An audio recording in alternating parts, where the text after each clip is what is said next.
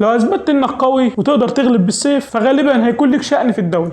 بنوا بيت الحكمة في بغداد وجامع القيروان والازهر في القاهرة، جامعة القرويين اللي بيعتبرها بعض المؤرخين بانها اقدم جامعة في التاريخ. الصين شافت الظلم اللي واقع على الفقير اللي مش قادر يترقى للمناصب العليا، وعشان كده اخترعوا تاني اوحش اختراع في العالم بعد السوشي، الامتحانات، لدرجة ان في ناس كانوا بيقعدوا بالسنين في الجبال علشان يبعدوا عن اي مشتتات. الوضع فضل يتطور لحد اللي وصلنا ليه. امتحان ثانوية عامة يساوي مصير حياة، السات والتوفل والايلت، الامتحان البعبع اللي لازم تعدي عليه عشان تسافر، وامتحانات التوظيف وقول لي شايف نفسك فين كمان 5 سنين. الامتحان بقى رمز لو عايز تتقدم لازم تعاني الاول. فبدأت تظهر افكار جديدة، التقييم المستمر، الذكاء المتعدد، الامتحانات المفتوحة، الاوبن بوك. وفي بعض الدول زي فنلندا مفيش امتحانات موحدة خالص.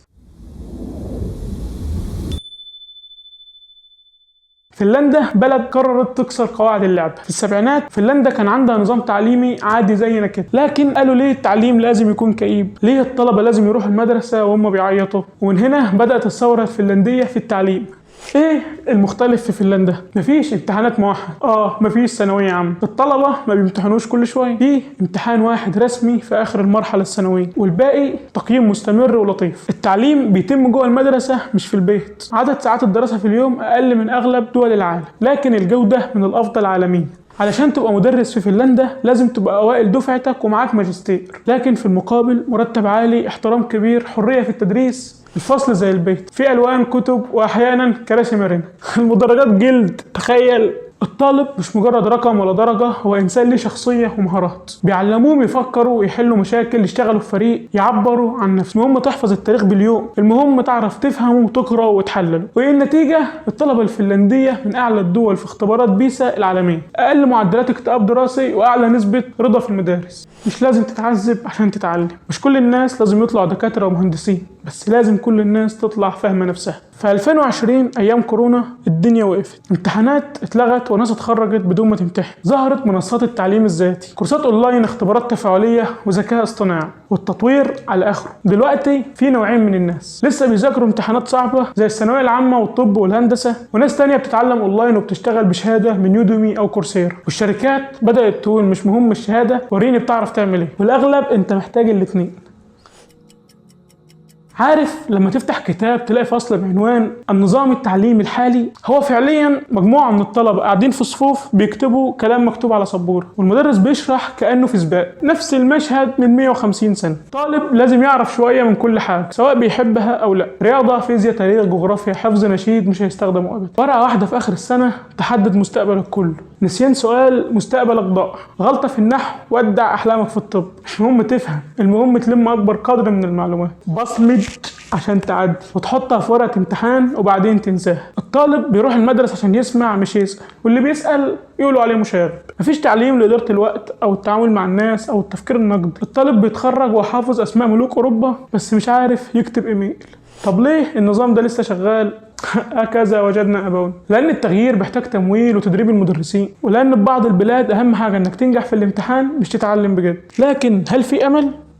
بدأنا نشوف مدارس تستخدم التكنولوجيا ومنصات تعليمية وتعلم تفاعلي، جامعات بدأت تعتمد على المشروعات بدل الامتحانات، شركات زي جوجل وأمازون بتوظف الناس من غير شهادات. كان يا مكان في مصر من 200 سنة وفي أوائل القرن ال19 مصر كانت خارجة من عصور من الجهل والتخلف، والتعليم وقتها كان محدود جدا. الموجود كان الكتاب، واللي بيتعلموا فيه شوية عيال صغيرين قاعدين على حصير بيحفظوا قرآن، شوية فقه، شوية نحو، مفيش علوم ولا رياضة ولا تفكير نقدي. ظهر راجل عنده طموح أكبر من التعليم ده، محمد علي باشا، واللي قلب الترابيزة. محمد علي ما كانش مهتم بالتعليم عشان الثقافة، لأنه كان عايز يبني جيش قوي ومصانع وزراعة حديثة، فاحتاج ناس متعلمة بجد. بعت أول بعثة علمية لفرنسا سنة 1826، وبدأ يفتح مدارس عسكرية، طب، هندسة، زراعة، وبدأ أول مرة يظهر التعليم الفني العملي اللي مبني على الفهم والتطبيق. وده كان شيء عبقري، لأن أول مرة في مصر الناس تتعلم عشان تبني مش بس تحفظ. لكن كل حاجة حلوة لازم يكون ليها نهاية. لما الإنجليز احتلوا مصر قالوا احنا مش عايزين شعب متعلم، احنا عايزين موظفين يسمعوا الكلام. فاول حاجه عملها اللورد كرومر انه قلل عدد المدارس وخلى التعليم محدود جدا. رجعنا تاني لفكره الطالب يحفظ مش يفهم. المدرس بيشرح زي ما يكون بيقرا في جريده، والهدف انك تشتغل كاتب في مصلحه حكوميه. اتحول التعليم من مشروع نهضه لمشروع ضبط شعب. عبد الناصر كان شايف ان التعليم هو المفتاح الحقيقي لاي عداله اجتماعيه، فقال التعليم مجاني لكل الناس. وفعلا التعليم بقى مجاني من اول ابتدائي لحد الجامعه. زاد عدد الطلبه بشكل ضخم والناس بدات تحلم انها تتعلم حتى ولو فقيره.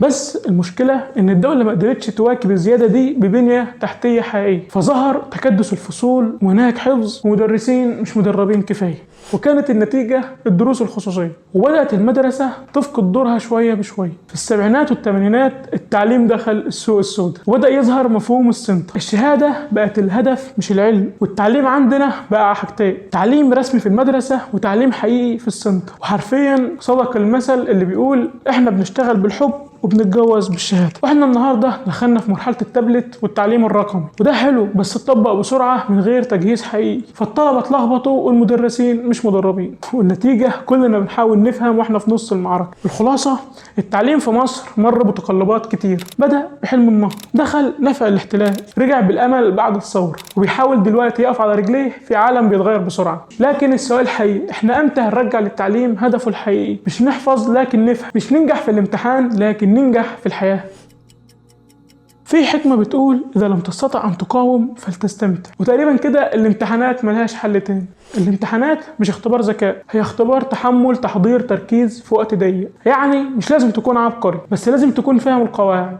مش لازم تقعد 10 ساعات متواصل لو مخك مش شغال. ذاكر في مواعيد محددة وخد استراحات قصيرة. استخدم طرق زي الخرائط الذهنية، الفلاش كاردز، تقنية فينمان انك تشرح لواحد مش موجود. لو بتذاكر كأنك بتملى جدول هيتخرم في الامتحان. في امتحانات بتعتمد على الحفظ وامتحانات بتعتمد على الفهم، وفي اللي بيعتمد على حل المسائل. اقرا نماذج الامتحانات القديمة وحاول تحل تحت ظروف مشابهة لوقت الامتحان، واعتمد طريقة بريتو في المذاكرة. 80% من الدرجات مسؤول عنها 20% من المواد. ركز على النقط المهمة اللي الامتحانات بتركز عليها. الموبايل يا وضع طيران يا بره الأوضة يا يتحط في الفريزر. السوشيال ميديا اديها وقتك بعد المذاكرة مش قبلها. اعمل لنفسك روتين مذاكرة وما تنساش النفسية أهم من المنهج. لو قلقان مش هتعرف تذاكر، خد نفسك، صلي، امشي شوية، اخرج مع اصحابك، بس ما تكتمش التوتر. حط في بالك الامتحان مش نهاية العالم، بس ممكن يكون بداية تغيير لو لعبتها صح. اول ما تاخد الورقة خد نفسك، بص على الأسئلة وابدأ بأسهل حاجة. بعد الامتحان انساه، بلاش تراجع، اللي فات مات وركز في اللي جاي. خلاصة الامتحانات مش بتقيس مستواك الحقيقي، لكنها بتقيس قدرتك على اللعب بالقواعد. فلو اتعلمت تلعبها صح هتكسب في اي امتحان واي مرحلة في حياتك كمان. بص، لو قعدت تفكر في الامتحانات على انها نهاية العالم هتتشل. لو فكرت فيها على انها مرحلة زي تشيك بوينت في لعبة هتعرف تتعامل، لان في الاخر محدش هيفتكر انت جبت كام في الكيمياء في سنة ثالثة، بس اللي هيفرق معاك انت بقيت مين بعد ما عديت كل ده. احنا بنتربى في نظام بيقيسك بالدرجات، بس الحياة بتقيسك بالمرونة والصبر وازاي تتعامل مع الضغط، بازاي تقوم بعد كل وقعة. فامتحاناتك ذاكر لها وحضر نفسك كويس، بس ما تسيبهاش تكسرك، لانك اكبر بكتير من رقم على ورقة. يمكن ما تجيبش الدرجة اللي بتحلم بيها، بس لو اتعلمت تنظم وقتك وتتحكم في اعصابك وتكمل رغم الخوف يبقى انت كده كسبت اهم امتحان الحياة نفسها. وفي الاخر في الحياة مش لازم تطلع الاول على الدفعة، بس لازم تطلع نسخة اقوى من نفسك، وساعتها مفيش امتحان هيقدر يوقفك. اتمنى الفيديو يكون عجبك. في الوقت بتاع اللايك والسبسكرايب، ولو الفيديو عجبك شاركه مع صاحبك اللي داخل الامتحان ومش فاهم المادة ولا الحياة. بس كده، يا رب حياتنا تتصلح.